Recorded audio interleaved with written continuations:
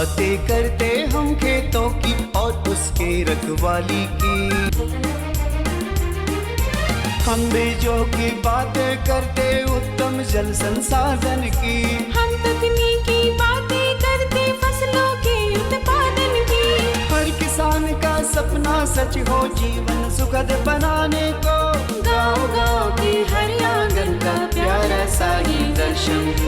कृषि दर्शन, कृषि दर्शन, कृषि दर्शन, कृषि दर्शन, कृषि दर्शन, कृषि दर्शन, कृषि दर्शन, कृषि दर्शन। किसान भाई बहन मन नमस्कार। किसान भाई बहन मन, कृषि दर्शन कार्यक्रम में रौर मन के तो हमेशा स्वागत बनल है और बनल रही है नहीं। काले की रौर और हमारे का जो प्यार है वो बरकरार रहे के चाहिए है नहीं। तो कहकर मतलब है कि हम तो रौर मन के हमेशा नवा नवा बेस जानकारी लाइन के देवीला और आज भी बेस और नवा जानकारी है। किसान भाई बहन मन मकिल जानकारी लेकर आगे चलू। हमने देखा थी कृषि समाचार। नमस्कार, जोहार। कृषि समाचार में आपका स्वागत है। मैं हूं शिखा स्वरूप। आइए देखते हैं कृषि समाचार में क्या है खास। एग्री स्मार्ट ग्राम योजना से अब राज्य के गांव बनेंगे स्मार्ट। राज्य में समय समय पर चलाए जाते हैं बीजों उपचार कार्यक्रम। फूलों की बेहतर कटाई करता है रोज सिकेटियर।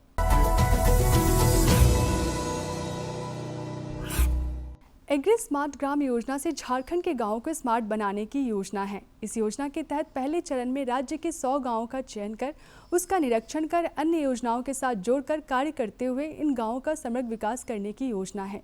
इन गांवों को विकसित कर अन्य गांवों के लिए उदाहरण के तौर पर दिखाया जाएगा। इस योजना के अंतर्गत किसानों और पशुपालकों को विभिन्न प्रकार के योजना के सहारे उन्नतशील बनाने का प्रयास किया जा रहा है, जिससे खुशहाली के साथ जीवन यापन भी कर सके।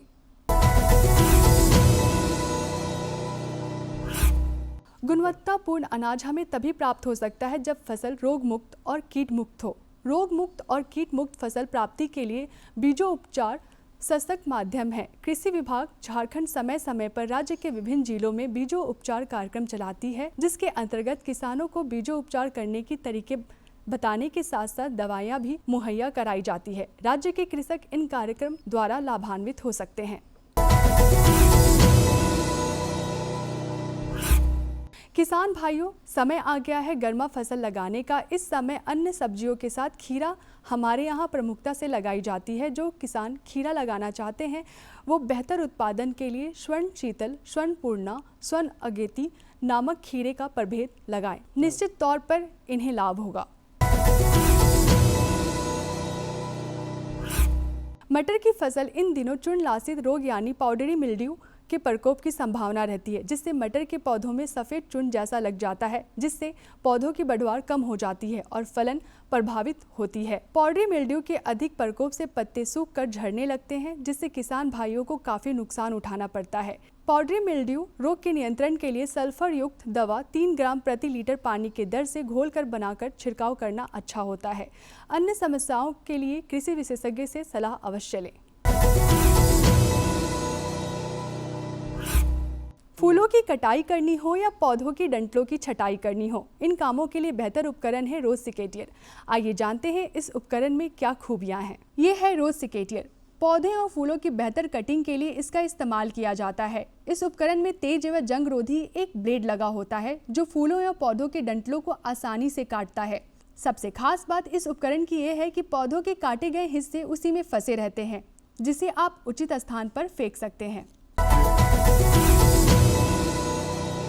और अब मंडी भाव में अनाजों के वर्तमान भाव जानने के लिए चलते हैं हमारे सहयोगी के पास। जोहार दर्शकों, आज मंडी भाव की जानकारी देने के लिए हम आ पहुंचे हैं पंडरा बाजार समिति, जहां से हम देखेंगे कि आज मंडी में क्या कुछ बदलाव हुआ है। दर्शकों, सबसे पहले हम लेंगे आलू को।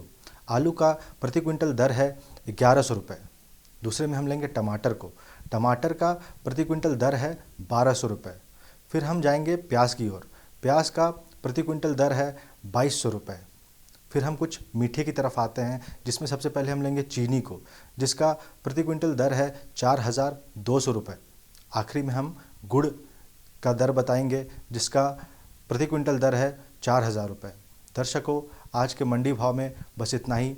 आपको लिए चलते हैं स्टूडियो। जोहार। कृषि समाचार में आज इतना ही। अगले अंक में फिर मुलाकात होगी कुछ ताज़ा तरीन खबरों के साथ। तब तक के लिए हमें दीजिए इजाज़त। नमस्कार, जोहार।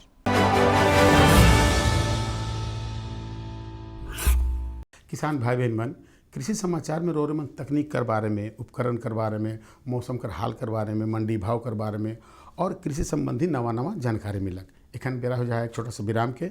हम विराम के बाद घूर के आवत ही और रोरे मन के जानकारी देवत ही।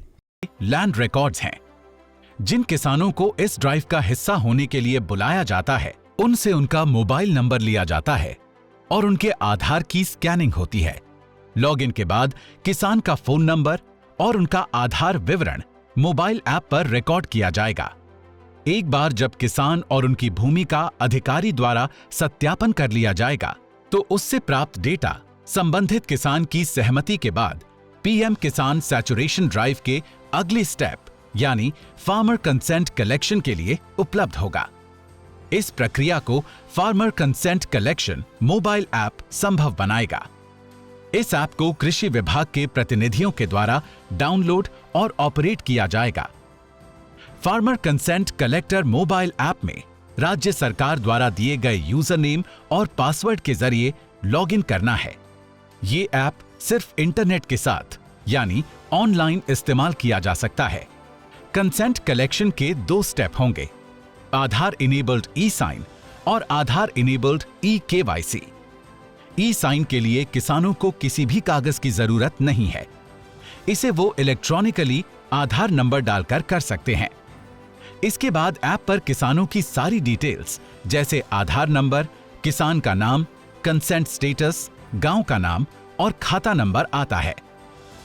अगले स्टेप के लिए सीक कंसेंट पर क्लिक करना है, जिसके बाद एक कंसेंट फॉर्म आता है जिसका उद्देश्य है किसानों से सहमति लेना और पीएम किसान से जुड़े किसानों का डेटा जैसे कि आधार और ई केवाईसी को केंद्र और राज्य सरकार के लिए एक जगह करना। फॉर्म में लिखे विषय को अधिकारी द्वारा किसानों को सुनाया और समझाया जाता है। इसके बाद ई साइन की प्रक्रिया होती है, जहां कंसेंट इलेक्ट्रॉनिक साइन से किया जा सकता है, जिसकी वजह से अब पेपर और उस पर साइन की जरूरत ओके क्लिक करना है। फेस ऑथेंटिकेशन के समय किसानों के चेहरे पर पर्याप्त रोशनी होनी चाहिए। ऐप पर ओटीपी बेस्ड ऑथेंटिकेशन या फेस ऑथेंटिकेशन के सफलतापूर्वक संपन्न हो जाने के बाद बारी आएगी ई केवाईसी की। किसान का नाम, पता और दिए गए फोटो में किसी भी तरह के बदलाव को पीएम किसान और फार्मर रजिस्ट्री में अपडेट किया जा सके, इसके लिए ऑथेंटिकेशन के लिए ओटीपी बेस्ड ऑथेंटिकेशन या फेस ऑथेंटिकेशन होता है। ओटीपी बेस्ड ऑथेंटिकेशन के बाद नियम किसानों को पढ़कर समझाए जाएंगे। उसके बाद ओके क्लिक करना है।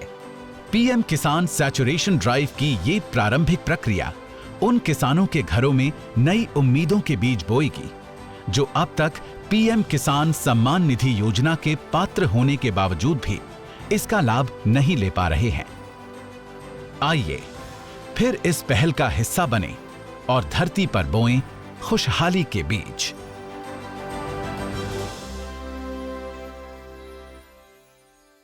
किसान भाई बहन मन, विराम के बाद एक बार फिर से स्वागत है। तो चलू हमरा मन के आज के जो जानकारी है उकर बारे में जानकारी देवती है नहीं। तो आज के जो जानकारी है कि गर्मी कर मौसम में मशरूम कर खेती। अब देखो गर्मी कर मौसम है और मशरूम कर खेती करना है तो इकर बारे में जानना तो बहुत जरूरी है किसान भाई बहन मन, है नहीं। तो जानकारी का रोड मन के चाहिए तो चलू हम रोड मन के फीचर कर माध्यम से इकर जानकारी के दिवा थी। वैसे तो मशरूम की खेती ज़्यादातर ठंड के मौसम में होती है, लेकिन बदलते दौर के साथ और बाजारों में बढ़ती मांग के मुताबिक अब मशरूम की खेती गर्मी में भी बड़े पैमाने पर होती है। हालांकि इसमें कुछ खास किस्में हैं जिसकी खेती गर्मी में की जाती है और इससे किसान भाई काफ़ी मुनाफा कमा सकते हैं। दर्शकों नमस्कार, कृषि दर्शन कार्यक्रम में आप सभी का स्वागत है। आज हम ICAR प्लांडू में हैं और हमारे साथ है यहाँ के कृषि वैज्ञानिक डॉक्टर AK झा जी, जिनसे हम बातचीत करेंगे और जानेंगे कि गर्मी में मशरूम की वैज्ञानिक खेती किस प्रकार से की जाए। आपका हमारे कार्यक्रम में बहुत बहुत स्वागत है। सर, सबसे पहले तो हम आपसे यही जानना चाहेंगे कि गर्मी का मौसम है तो इसमें कौन सा मशरूम लगाना उचित होगा? किसान भाइयों को हमारा नमस्कार, जोहार।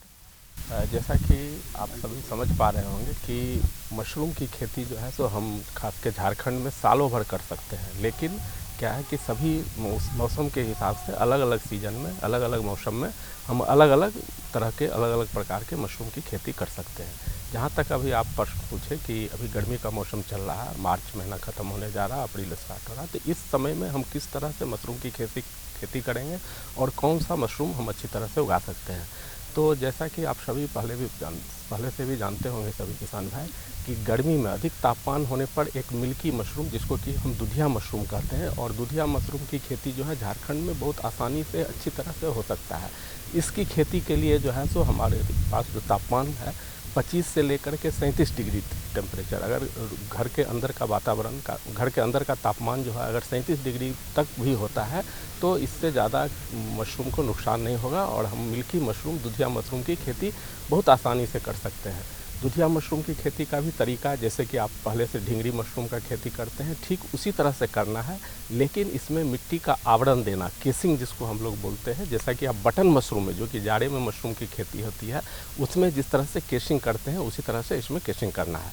अब ये इसका केसिंग क्या है सर? अब इसका तरीका जैसे हम बता रहे हैं आपको कि ऑयस्टर मशरूम में जैसे आप खेती स्टार्टिंग से करते हैं तो उसी तरह से मिल्की मशरूम में भी करना है। उसमें सबसे पहले हम गेहूं का भूसा लेंगे या धान का कुट्टी लेंगे, दोनों में से जो उपलब्ध हो, और ख़ास करके झारखंड में धान का कुट्टी आसानी से उपलब्ध है, इसको लेंगे। इसको हम 2 विधि से उपचार करेंगे, एक रासायनिक विधि से भी उपचार कर सकते हैं और एक गर्म पानी से भी हम इसको उपचार कर सकते हैं। जानकार कहते हैं कि दूधिया मशरूम की बिक्री अप्रैल के दूसरे पखवाड़े और मध्य अक्टूबर तक की जा सकती है। दूधिया और ऑयस्टर मशरूम गेहूं के भूसे पर उगाए जाते हैं और इसकी अगर आप खेती करते हैं तो बहुत फायदेमंद होगा। गर्मी के मौसम में मिल्की या दूधिया मशरूम की खेती आसानी से की जा सकती है। अगर किसान भाई व्यावसायिक रूप से इसकी खेती करते हैं तो अच्छी कमाई होगी। मिल्की मशरूम के फैलाव के लिए 28 से 38 डिग्री सेल्सियस तापमान और नमी 80 से 90% होनी चाहिए। ऊंचे तापमान में भी यह अच्छी पैदावार देता है। गर्म पानी से उपचार करने के लिए धान का कुट्टी या गेहूं का भूसा जो है 1 घंटे तक पानी में उबाल कर रखना है। उसके बाद उसको सुखा करके फिर हम बैगिंग करते हैं। और अगर हम मान लीजिए रासायनिक विधि से उपचार करना चाहेंगे कुट्टी का तो हम उसके लिए 100 लीटर पानी में जो है 10 ग्राम बेबिस्टिन और 100 ml फॉर्मेलिन का उपयोग करते हैं। जब आप उसको अच्छी तरह से शॉकिंग मतलब पानी में शॉकिंग करके उपचार करके और आप उसको सुखाते हैं तो सुखाने के बाद हम जब बैगिंग करेंगे तो उसमें देखना है कि हाथ से दबा करके देखना है कि उसमें जो है नमी जो है रहना चाहिए, लेकिन पानी जो है दबाने के बाद उस कुट्टी को या भूसा को दबाने के बाद इस साइड से किसी तरह का पानी नहीं निकलना चाहिए।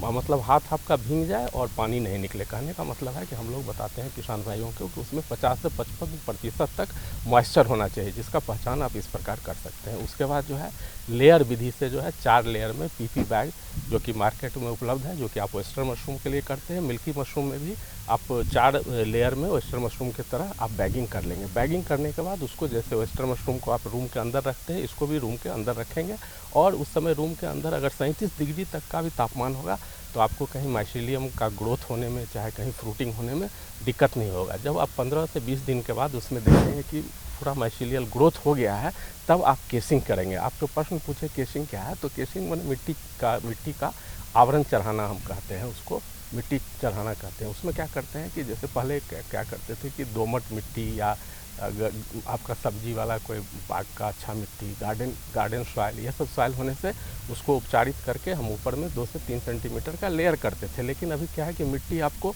उपचार के लिए अच्छा मिट्टी मिलना मुश्किल हो जाएगा झारखंड में, क्योंकि यहाँ दोमट मिट्टी जल्दी नहीं मिलता है। तो आप उसके जगह पर जो है वर्मी कंपोस्ट का उपयोग कर सकते हैं। कोकोपीट नारियल का जो मिलता है बुरादा है ना, बुरादा जो डस्ट मिलता है उसका उपयोग करेंगे। उसको भी आप गर्म पानी से स्टेलाइज कर सकते हैं या रासायनिक विधि से। हम मान लीजिए कि जब हमको केसिंग करना है, मिट्टी का आवरण देना है, तो उससे 1 सप्ताह 10 दिन पहले जो है उसको फॉर्मेलिन और बेबिस्टिन से उपचार करके फिर 2-3 दिन पहले है ना उसको खोल देंगे, जो पॉलीथीन से करके फॉर्मेलिन डालने के बाद उसको खोल करके फिर मिट्टी का लेयर देंगे। कृषि विशेषज्ञ कहते हैं कि दुधिया मशरूम के उत्पादन के लिए एक अंधेरे कमरा, स्पॉन यानी बीज, भूसा, कुटी, पुआल, हाइड्रोमीटर, स्प्रेइंग मशीन, वजन नापने वाली मशीन, कुट्टी काटने वाली मशीन, प्लास्टिक ड्रम और शीट, वेबिस्टीन और फॉर्मेलिन, पीपी बैग और रबर बैंड की ज़रूरत पड़ती है। जब वो माइसीलियम का जो ग्रोथ है वो पूरे बैग में जब आ जाएगा तो आने के बाद ये काम करेंगे करीब करीब बैग लगाने के 15 से 20 दिन के बाद। फिर मिट्टी चढ़ाने के बाद आप 2-3 दिन के बाद देखेंगे कि ये जो माइसीलियल ग्रोथ है वो ऊपर की तरफ आ जाएगा, पूरा मिट्टी को ढक लेगा। आप अपने सुविधा के लिए एक पेपर ऊपर में ढक के रख सकते हैं, जैसा कि आप बटन मशरूम करते हैं, और थोड़ा नमी आप उसमें चारों तरफ से स्प्रे करके नमी को मेंटेन करेंगे। फिर जब वो ग्रोथ पूरा आ जाएगा तो पेपर को आप हटाएंगे तो देखेंगे हटाने के बाद छोटा छोटा दाना जैसा मशरूम निकला है, और मिल्की मशरूम खास करके ऊपर से निकलना शुरू होगा। आप अच्छा अगर प्रजाति लेंगे, अच्छे किस्म मशरूम का लेंगे, मिल्की मशरूम का लेंगे, तो आपको जो है ये हमारे यहाँ पलांडू में, चाहे आप कहीं और भी सरकारी संस्था से इसको खरीद सकते हैं। और उसमें 1 किलो बैग अगर आप बनाते हैं, 1 किलो सूखा कुट्टी है, तो आप देखेंगे कि 3 से 4 बार में आपको 1 किलो मिल्की मशरूम मिल जाएगा। बिल्कुल। तो एक चीज़ मैं और जानना चाहूँगा सर, जहाँ तक आपने किस्म की बात की, तो झारखंड के परिप्रेक्ष्य में कौन सा किस्म बेहतर होगा? मिल्की मशरूम का जो है अलग अलग स्ट्रेन रहता है उसमें, जैसे हम लोग सोलन से अलग अलग कैलोशाबी, मिल्की मशरूम को इंग्लिश में कैलोशाबी इंडिका कहते हैं, वो स्ट्रेन हम लोग अलग अलग स्ट्रेन जो है सोलन से मंगा करके रखते हैं। और सारा स्ट्रेन जो है मिल्की मशरूम का, जो भी हमारे पास 3-4 स्ट्रेन जो कि रिलीज स्ट्रेन है, वो मेरे पास उपलब्ध है। और मिल्की मशरूम जो है तो उसका सारा स्ट्रेन झारखंड के लिए अधिक तापमान के लिए ये उपयोगी है। दुधिया मशरूम की खेती करने के लिए कुछ खास बातों का ध्यान तो रखना ही पड़ता है। मशरूम की इस किस्म को भूसा, पुआल, गन्ने की खोई आदि पर आसानी से उगाया जा सकता है। एक बात और भी ध्यान रखने वाली है, वो ये कि बरसात में भीगा हुआ ना हो, वरना पैदावार प्रभावित हो सकती है। हम बात भूसा या पुआल की कर रहे हैं। तो इस तरह से आप मिल्की मशरूम का कोई भी स्ट्रेन जो है ना, आप इसका प्रयोग करके और झारखंड में इसकी खेती गर्मी के मौसम में कर सकते हैं। लेकिन जहाँ तक किसानों की बात है, तो किसान अगर कोई प्रशिक्षण लेना चाहे या इस तरह से उसको दूधिया के मशरूम के लिए आपने बताया कि यहाँ पर बीज वगैरह उपलब्ध है, तो वो कैसे प्राप्त कर सकता है? हमारे यहाँ जो है हमारे संस्थान में या कोई भी दूसरे जो सरकारी संस्थान है, या बहुत जगह 10-15 यहाँ पर मशरूम स्पॉन बनाने का प्राइवेट संस्थान भी है, जो कि हम लोग से ट्रेनिंग ले करके और मशरूम स्पॉन खोले हुए हैं। तो आप कहीं भी जा करके, लेकिन आपको बताना पड़ेगा कि आप कौन सा मशरूम उगाना चाहते हैं। ऑयस्टर मशरूम उगाना चाहते हैं तो हमको ऑयस्टर मशरूम का बीज दीजिए, मिल्की मशरूम उगाना चाहते हैं तो मिल्की मशरूम का बीज दीजिए, या पुआल मशरूम भी अभी आप लोग कहीं, कुछ लोग जो है जैसे जो उड़ीसा का जो बॉर्डर इलाका है हमारे यहाँ, जैसे चक्रधरपुर है या और भी जैसे जगन्नाथपुर का इलाका है, तो वहाँ आप जाएंगे तो वहाँ लोग पुआल मशरूम के भी खेती करते हैं। तो आपको जहाँ भी खरीदने के लिए जाएंगे तो मैंने आपको बताना पड़ेगा, किसान भाई को बताना पड़ेगा कि हमको मिल्की मशरूम उगाना है, इसका बीज दें। और 100 से 120 रुपया केजी के हिसाब से बहुत आसानी से सभी संस्था में इसका बीज उपलब्ध है और आप इसको खरीद सकते हैं। तो आपने तो बहुत ही अच्छी जानकारी दी। तो किसान भाइयों, आपने देखा कि किस प्रकार से दूधिया मशरूम की खेती की जा सकती है। आपने जो जानकारी दी इसके लिए आपका बहुत बहुत धन्यवाद। और किसान भाइयों, इसी के साथ मुझे भी इजाज़त दीजिए। नमस्कार, जोहार। तो देखो, ये तो जानकारी और मिल गया कि गर्मी कर मौसम में मशरूम कर खेती कैसे करल जाए, है नहीं। तो चलो अपन कार्यक्रम के हम आगे बढ़ा थी दूसर जानकारी को। दूसर जानकारी है, ये भी बहुत सुंदर है।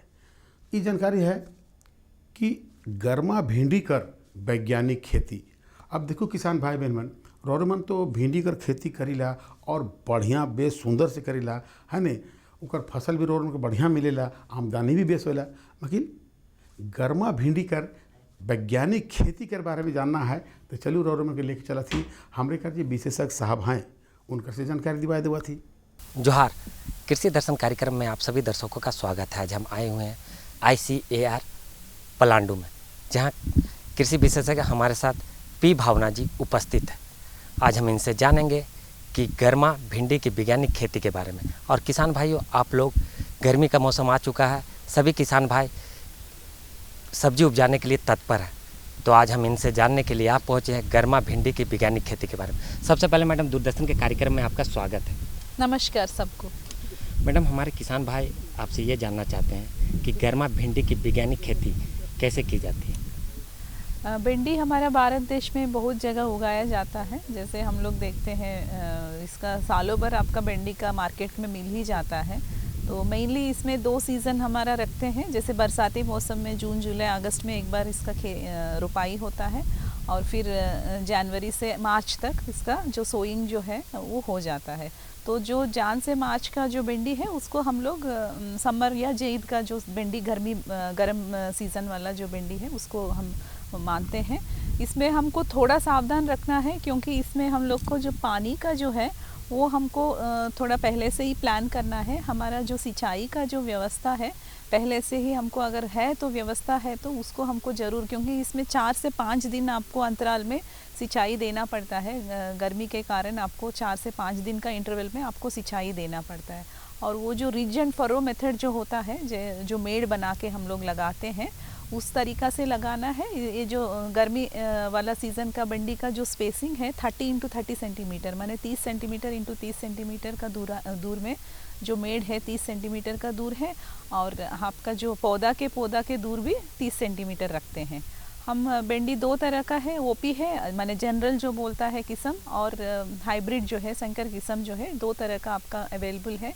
मगर अभी जो भिंडी हमको लगाना है जो YVMV वाला जो येलो वीन मोज़ाइक वायरस वाला रेसिस्टेंट माने प्रतिरोधी जो किस्म उपलब्ध है मार्केट में उसी को लगाना है। जैसे आपका परबनी क्रांति हो गया है, पूसा मखमली हो गया है, पूसा सावनी हो गया, ये सब आपका रेसिस्टेंट वैरायटी है क्योंकि ये एक वायरस है। आपका जो पत्ता है बीच में आपका जो वीन होता है, वो जो पत्ता के ऊपर जो वीन होता है वो पहले से पीला होना शुरू करता है, फिर उसके बाद पूरा पत्ता पीला हो जाएगा, पूरा पौधा पीला होके वो मर जाता है। और उसका प्रकोपन भी आपका जो है वाइट फ्लाई करके एक रस चूने वाला जो कीट है उससे ये पूरा फैलता है। तो आपको फर्स्ट स्टेप क्या लेना है इसमें, जो वाइट फ्लाई का जो प्रकोपन है इसको पहले रोकना है।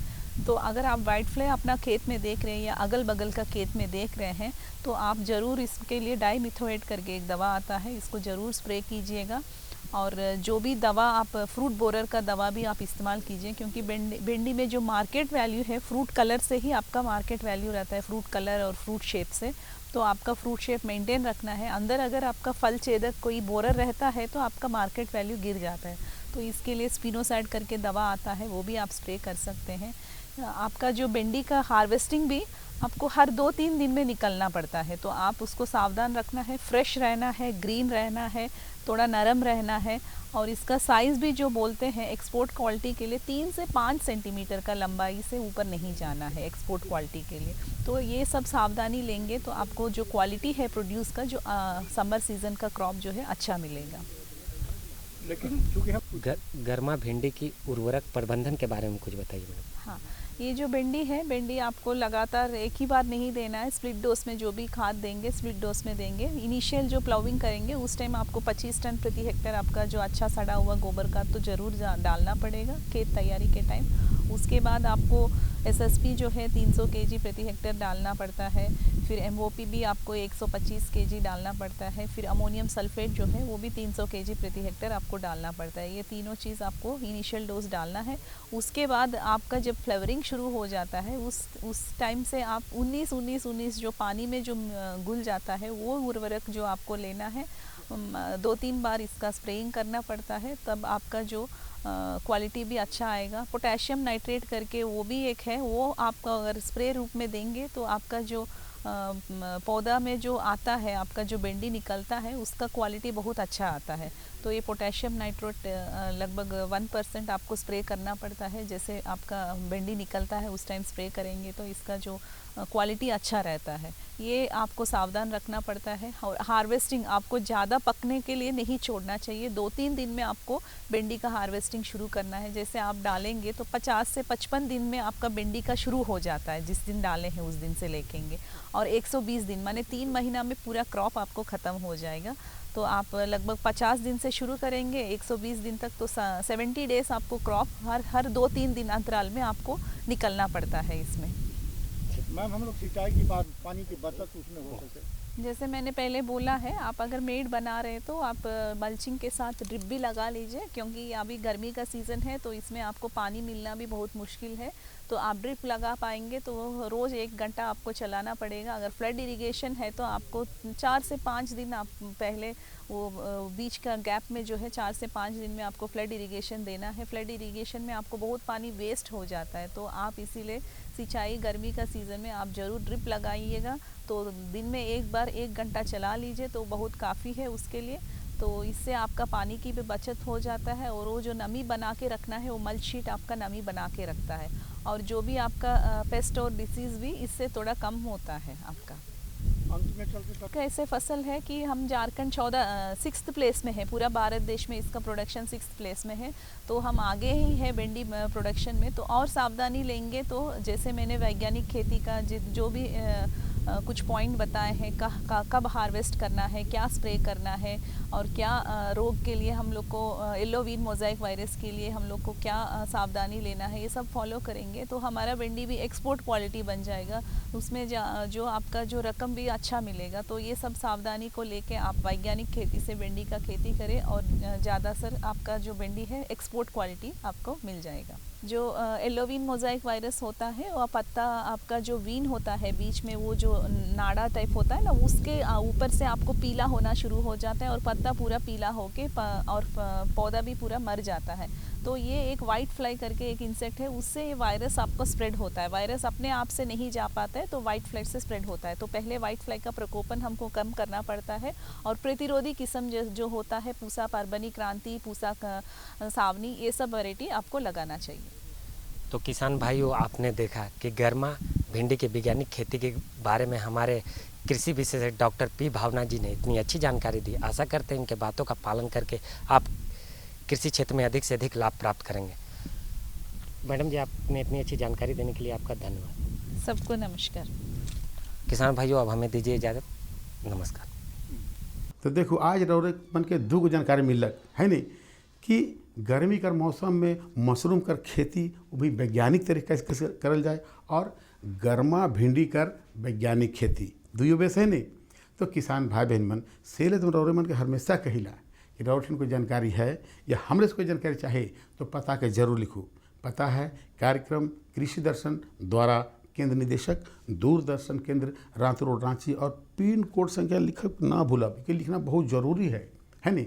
तो पिन कोड से क्या लिखो, पिन कोड संख्या है 834001। एगो बात और बता के देखो किसान भाई बहन मन, कुछ दिन पहले पिछला बार एगो चिट्ठी आ रहे है नहीं, उकर में किसान भाई बहन मन लिख रहे हैं कि देखो हम ये फलना दिन कर कार्यक्रम रहे, हम देखे नहीं पारली, छूट गलक से कैसे हुई। तो देखो किसान भाई बहन मन, परेशानी कर बात न खे, रौरे मन अपन मोबाइल के यूट्यूब, फेसबुक और ट्विटर में जाके देख सकीला और जानकारी के पाई सकीला है नहीं। तो आज रौरे मन मनोज वर्मा के इजाज़त दो, मकिल यह दीना और यह बेरा नवा जानकारी के साथ और उपस्थित हो। तब तक नमस्कार, जोहार।